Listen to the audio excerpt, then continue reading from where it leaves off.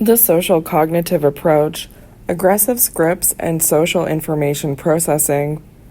The importance of cognitive processes in the formation of an aggressive response has been stressed throughout the preceding sections.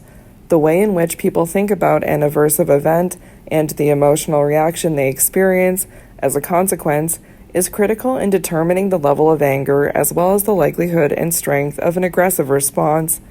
The social cognitive approach further extends this perspective by studying individual differences in aggression as a function of differences in social information processing.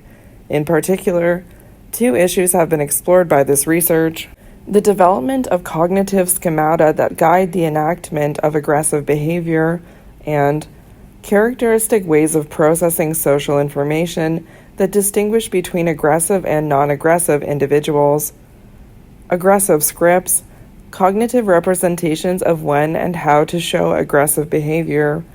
Social information processing approach, SIP approach, theory about social cognitive processes that pave the way to aggressive behavior. Cognitive schemata referring to situations and events are called scripts. Scripts consist of knowledge structures that describe appropriate sequences of events in a particular context.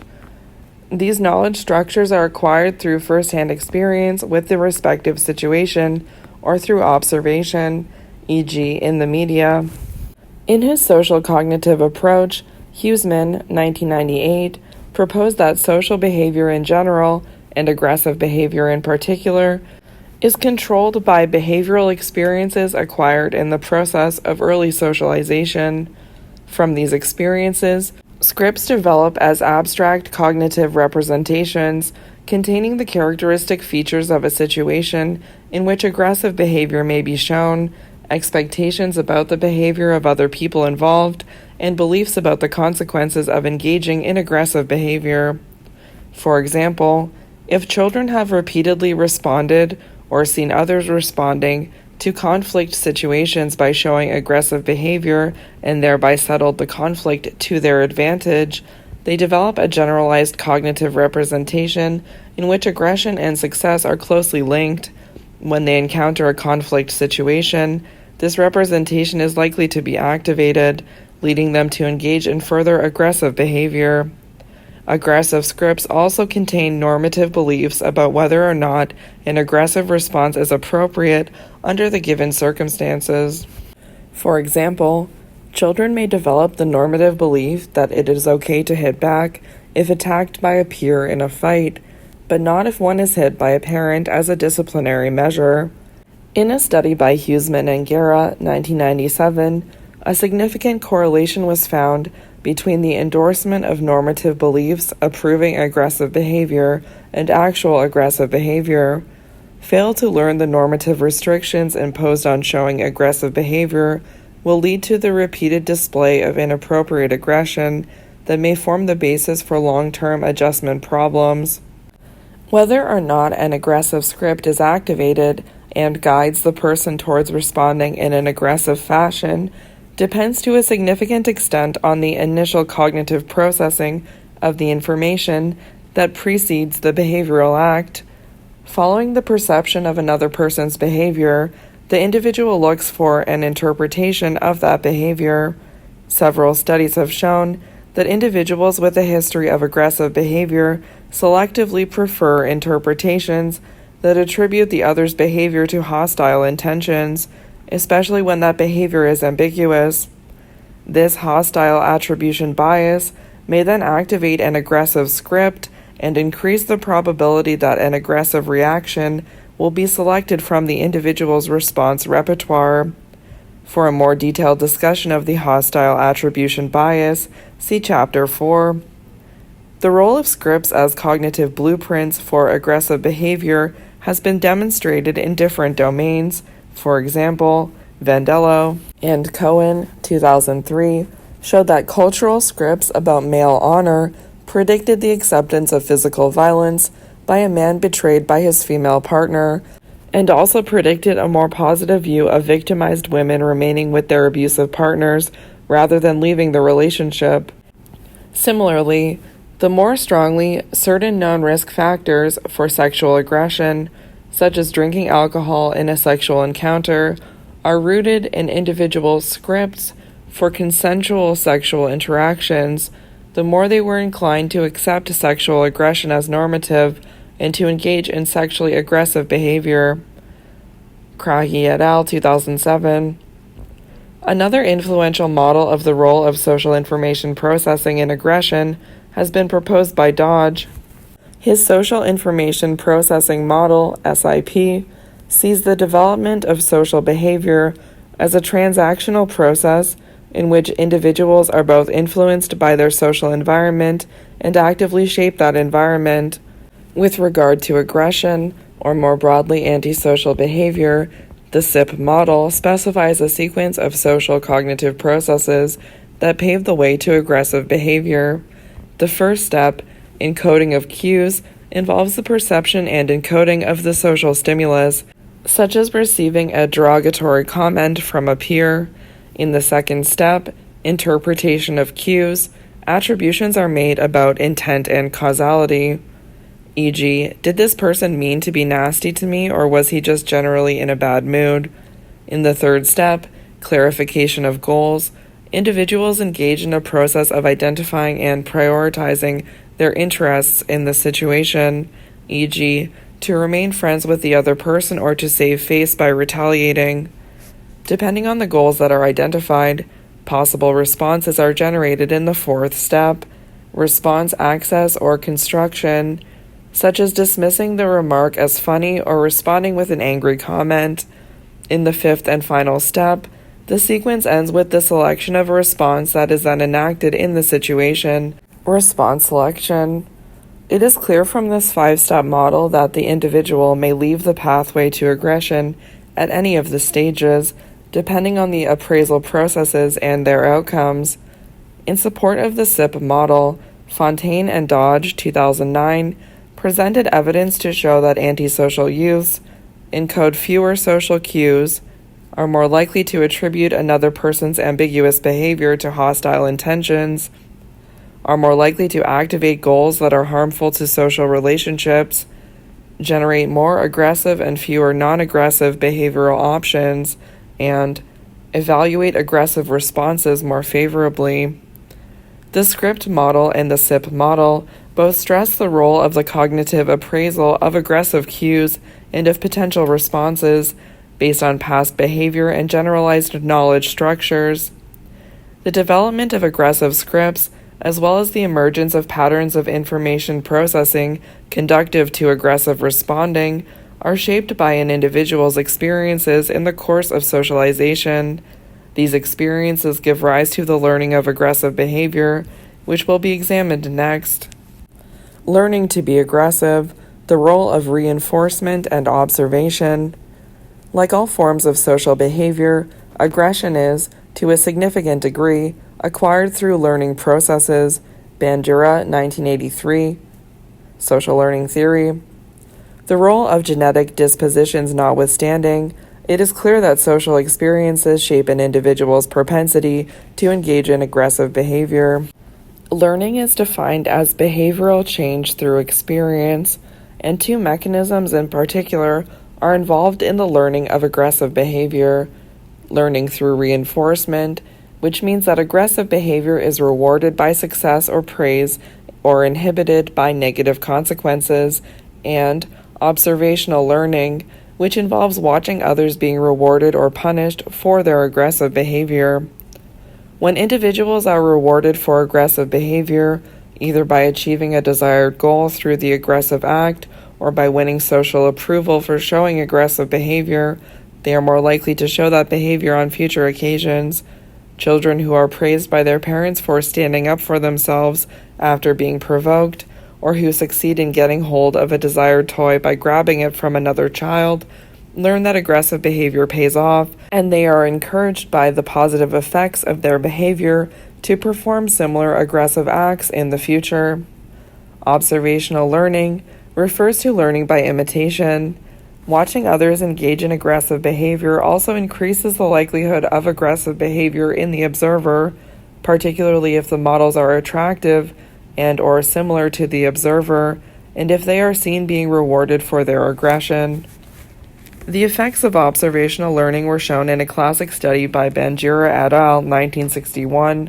They pioneered the Bobo doll paradigm, in which children were shown adult models behaving in either an aggressive or a non-aggressive way towards a large inflatable clown figure called Bobo. When the children were subsequently given the opportunity to play with the doll, those who had watched the aggressive model showed more aggressive behavior towards Bobo, such as hitting it with a hammer, than those who had watched the non-aggressive model. These findings suggest that observing an aggressive model may lead to the acquisition of the observed behavior, even if the model is not reinforced for his or her behavior. Observational learning. Learning aggressive behavior by observing and imitating the aggressive behavior of others. Bobo doll paradigm. Using a large inflatable doll, Bobo, to show that adults' aggressive behavior towards the doll leads to imitation by children who observed their behavior. In predicting whether or not the learned behavior will actually be performed, the perceived consequences of the models as well as the observer's behavior do play an important role. Bandura et al. 1963 showed in a later study that an aggressive model elicited more imitative aggression when he was praised for his aggressive behavior than when he was punished, i.e., beaten up by the target of the aggression. Thus, the more positive the consequences of the aggressive behavior are for the model, the greater is the likelihood of imitation by the observer. The model's behavior, as well as its consequences, serve as external stimuli that elicit aggressive reactions in the observer.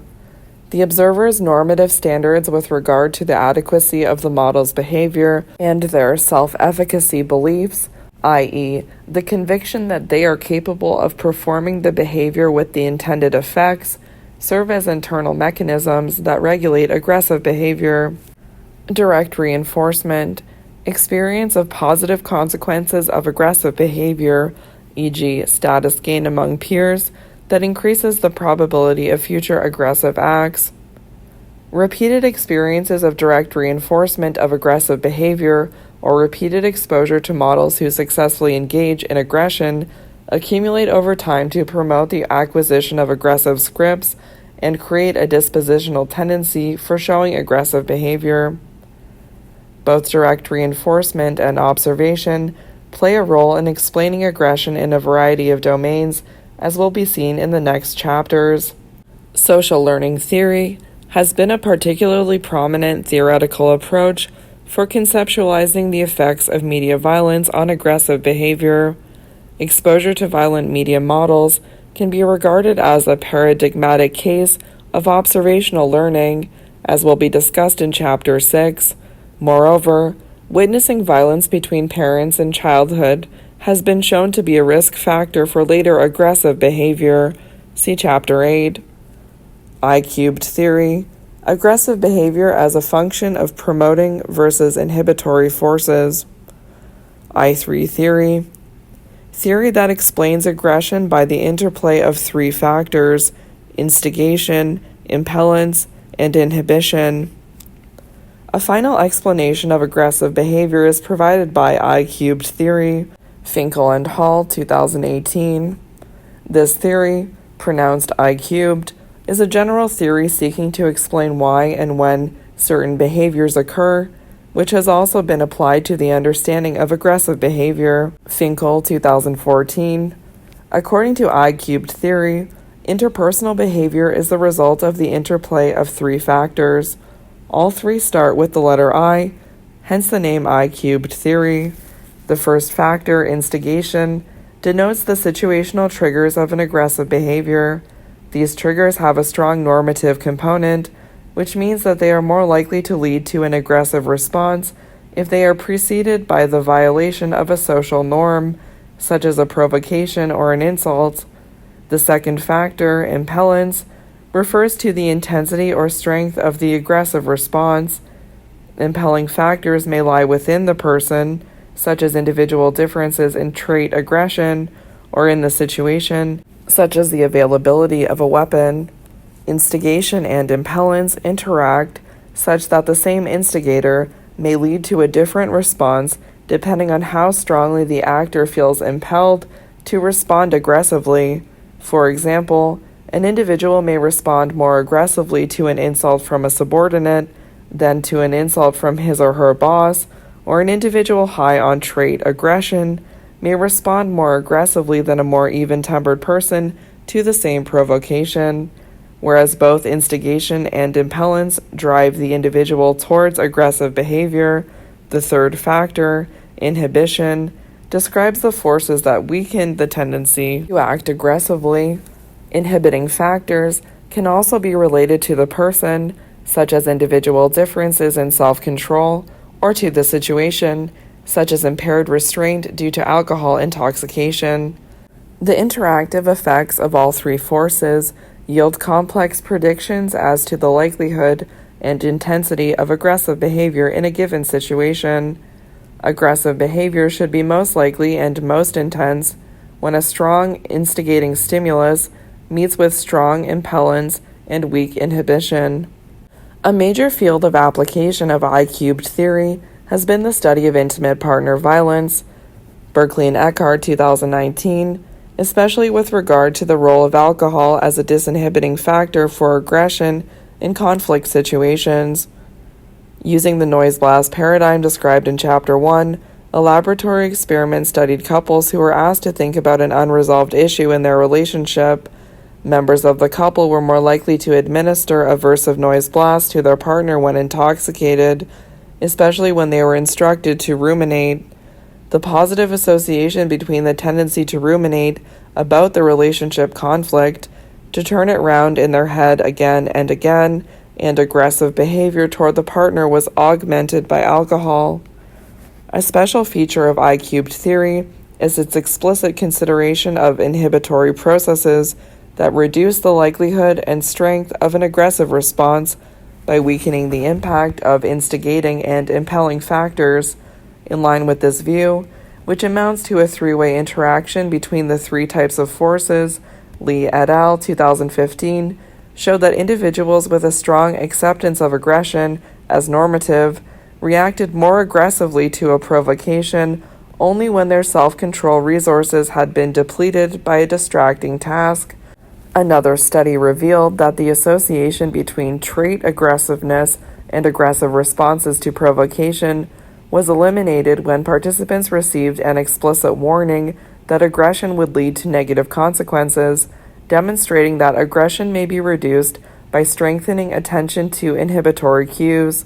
We will return to the constructs of rumination and self-regulation when discussing individual differences in aggression in Chapter 4.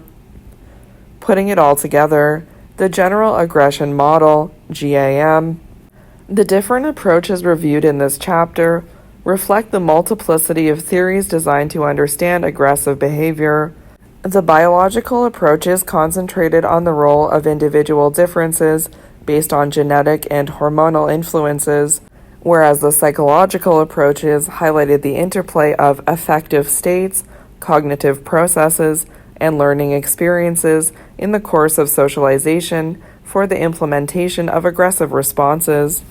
A comprehensive model that integrates aspects of many of the theories discussed so far is the General Aggression Model, GAM, developed by Anderson and his co-workers, Anderson and Bushman, 2018. General Aggression Model, GAM, integrative theoretical framework explaining how personal and situational input variables lead to aggressive behavior via cognitive appraisal, negative affect, and physiological arousal. The GAM represents a meta-theory that aims to explain how aggressive behavior emerges both in the course of development and in specific situations. Therefore, it addresses both long-term processes that give rise to individual differences in aggressive behavior and short-term processes that influence an individual's decision whether or not to engage in aggressive behavior under a given set of circumstances. Both parts of the model are shown in Figure 2.5. The top part of Figure 2.5 conceptualizes the emergence of aggression as a personality trait as the result of biological factors incorporating theorizing and research on the role of genetic dispositions or hormones and environmental influences, incorporating theories and evidence on social learning. These variables operate both individually and in interaction to yield stable differences between people in their propensity for aggressive behavior. The feedback loop from social encounters to personality differences reflects the idea that, from their experience with specific situations, individuals develop aggressive scripts as generalized knowledge structures and characteristic styles of social information processing that shape their behavioral responses across situations. Each aggressive episode is seen as a social learning trial in which aggression-related knowledge structures are rehearsed and reinforced. The more often a person engages in aggressive behavior without negative consequences, the lower the threshold becomes for choosing to act aggressively in the future, the more readily aggressive scripts are accessed, and the more rapidly aggressive cognitions are activated. In combination, these processes work to firmly establish aggression in individuals' behavioral repertoires, eventually making it part of their personality.